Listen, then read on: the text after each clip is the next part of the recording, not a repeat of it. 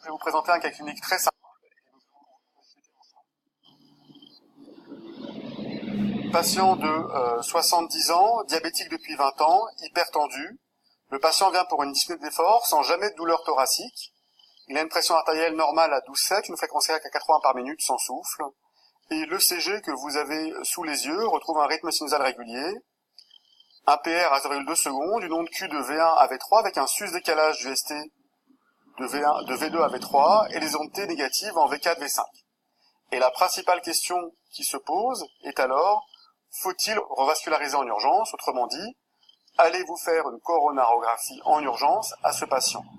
Et par expérience, depuis plus de 10 ans de conférences, il y a à peu près 80% de la salle qui fait une coronarographie en urgence parce qu'il y a un sus-décalage du ST. Alors, ce qu'il faut bien comprendre pour répondre à cette question, c'est que chez les diabétiques, près de la moitié des infarctus sont silencieux et passent inaperçus. Et lorsque l'on fait un infarctus, la première étape est le sus-décalage du ST et en l'absence de revascularisation, l'apparition d'une onde Q. Lorsque l'infarctus est silencieux et qu'il n'est pas revascularisé, et donc finalement chez ce patient diabétique qui vient devant vous avec une onde Q en antérieur et un sus-décalage du ST sans douleur thoracique, il est plus que probable que l'infarctus ait été présenté il y a une semaine, un mois, un an, 2 ans, 5 ans, en tout cas avant que le patient ne soit en face de vous. Et finalement, la probabilité que le patient fasse un infarctus en face de vous sans avoir mal est extrêmement faible. Alors comment est-ce qu'on peut avancer et comment est-ce qu'on peut sortir de l'angoisse de se dire peut-être que ce patient diabétique qui fera un infarctus sans avoir mal n'est pas en train de faire l'infarctus devant moi? La première chose, c'est qu'il faut voir le contexte clinique. Pourquoi est-ce que le patient vient? Est-ce qu'il vient pour un mal de pied et je trouve une séquelle d'infarctus?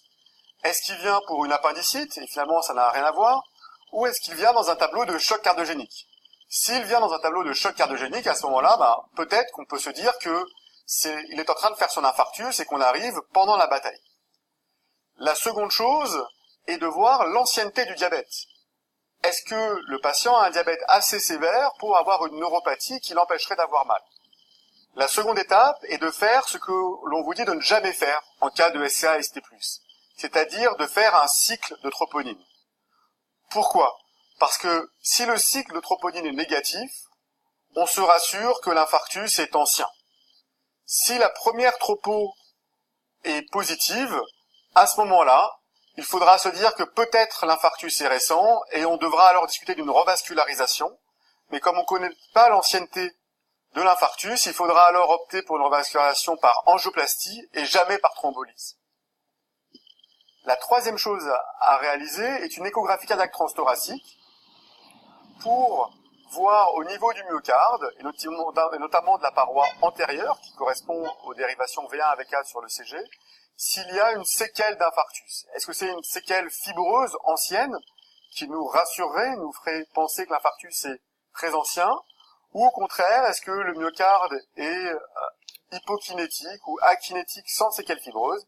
Et à ce moment-là, il faudrait se poser la question d'un infarctus plus récent. Le message à retenir, c'est que chez un patient, y compris diabétique, une revascularisation myocardique en urgence ne sera une douleur thoracique évoluant depuis moins de 12 heures, et la seconde, c'est un sus-décalage du ST.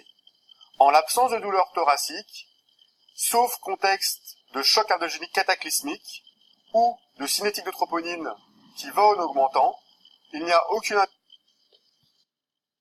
on fait un infarctus.